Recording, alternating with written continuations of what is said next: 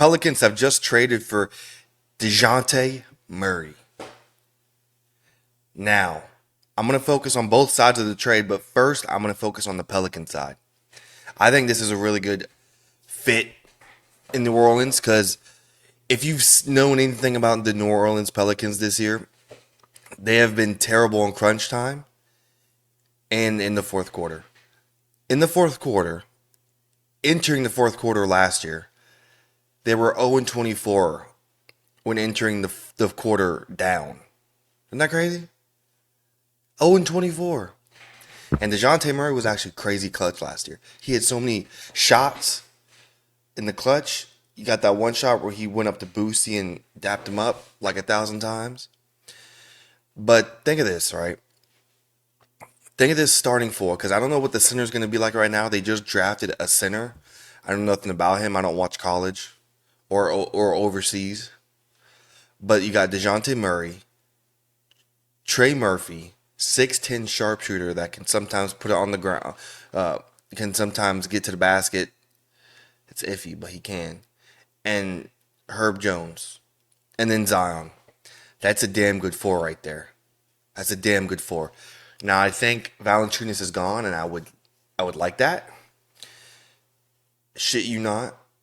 Zion and Valanciunas will both post up on each block on the same possession, calling for the ball. The spacing with him and Zion is horrendous, and anyone that says Valanciunas can stretch the floor, wipe your ass. He can't. His shot looks like a catapult. He had one good crazy shooting game against the Bucks where he hit like 1,000 threes, and I think they still lost that game and got blown out. Anyways, I think he's gone. And then BI is another question. What do they do with BI? They say they want him back, but he is a crazy ball stopper. He's a good player, but he does tend to stop the ball, and he really prefers not to get when he gets the ball to shoot it, catch and shoot. He prefers to survey the floor, take his man, like what's his face, DeMar DeRozan. Like he's that type of player, and so he's not really great as an off the ball second option type player, which makes it tough because he's more likely a second option on like a championship team or a third option, second option. So that it's a tough fit with him, Zion, because Zion, he's one of the toughest stars to build a team around him. Because he's not a great defender. He can be, but his conditioning is ass. So he's not a great defender. He's undersized a little bit. And he's just not a great defender right now. So he's really hard to build around.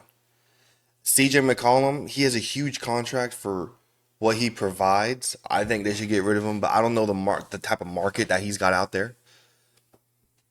So I think that should be four of those five starters. I think should be Dejounte, Trey, Herb, and Zion. Pretty switchy, depending on your center. They need someone that can protect the rim. They're not going to find someone that can protect the rim and shoot threes. You're not going to get that. You're going to have to pick one or the other. You want a guy that can stretch. You want a guy that can actually defend and rebound. Because Zion, if never make Zion the center, the lone center out there, because you will get tore up on the boards. Because Zion doesn't rebound out of his area. He's going to rebound shit in his area, but outside of that, he ain't hustling for that. Because once again, his conditioning. This can all change if his conditioning gets right. So let's actually look at the full trade details right quick, because I actually didn't even pull that up. It's right here. Here it is. So we got Dejounte Murray. They gave up Larry Nance Jr., Dyson Daniels, a 2025 first round pick via the Lakers, which was, they could actually have used this draft, but they pushed it back a year, and which was smart because then they could use it in a trade like this, and the draft will be much better next year. Then you got a 2027 Bucks pick first round, and that could either be an ass trade or a great trade, depending on whether Ante stays or not. Yes, I call him Ante. Ante the Kumpo. Ante is short. I don't know why no one calls him Ante. It's a great shortcut. But that's who they gave up. So I've talked about this for the Pelican side. What about the Hawks side?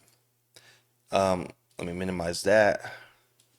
For the Hawks side, now people are gonna clown the Hawks, right?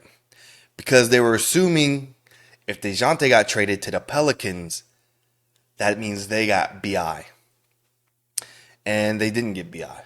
But I don't think it's not like they got tore up on this trade by David Griffin, right? Because they got 2 first-round picks. I don't know the protections on them. Honestly, they might not be protected, which is even better. But they got a Bucks pick that could be like one of the Nets picks, and they got Dyson Daniels. Now, if you don't know who Dyson Daniels is, you're sadly out the loop. He is one of the best defenders that you do not know. Think of Lonzo Ball, but less good of a playmaker, passer. He's a good passer, but what he's excellent at is staying in front of his man.